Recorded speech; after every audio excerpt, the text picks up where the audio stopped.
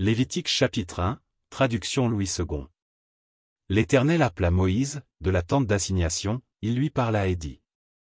Parle aux enfants d'Israël, et dis-leur, lorsque quelqu'un d'entre vous fera une offrande à l'Éternel, il offrira du bétail, du gros ou du menu bétail. Si son offrande est un holocauste de gros bétail, il offrira un mâle sans défaut, il l'offrira à l'entrée de la tente d'assignation, devant l'Éternel, pour obtenir sa faveur. Il posera sa main sur la tête de l'holocauste, qui sera agréé de l'Éternel, pour lui servir d'expiation. Il égorgera le veau devant l'Éternel, et les sacrificateurs, fils d'Aaron, offriront le sang, et le répandront tout autour sur l'autel qui est à l'entrée de la tente d'assignation. Il dépouillera l'holocauste, et le coupera par morceaux. Les fils du sacrificateur Aaron mettront du feu sur l'autel, et arrangeront du bois sur le feu.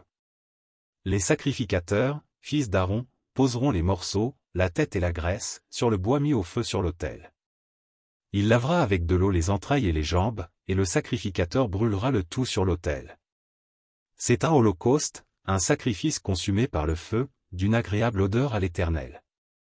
Si son offrande est un holocauste de menu bétail, d'agneau ou de chèvre, il offrira un mâle sans défaut.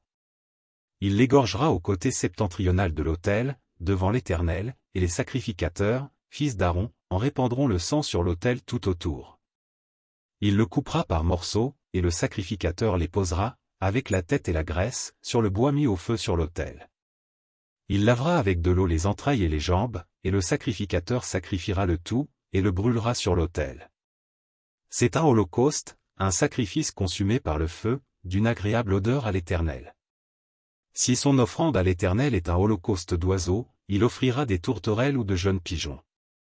Le sacrificateur sacrifiera l'oiseau sur l'autel, il lui ouvrira la tête avec l'ongle, et la brûlera sur l'autel, et il exprimera le sang contre un côté de l'autel.